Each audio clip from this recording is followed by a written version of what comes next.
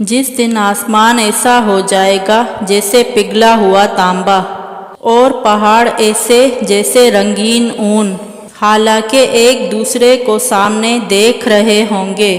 اس روز گنہگار چاہے گا کہ کس طرح اس دن کے عذاب کے بدلے میں سب کچھ دے دے، یعنی اپنے بیٹے اور اپنی بیوی اور اپنے بھائی اور اپنا خاندان جس میں وہ رہتا تھا، اور جتنے آدمی زمین پر ہیں غرض سب کو دے ڈالے، پھر اپنے آپ کو عذاب سے چھڑا لے۔ لیکن ایسا ہرگز نہیں ہوگا۔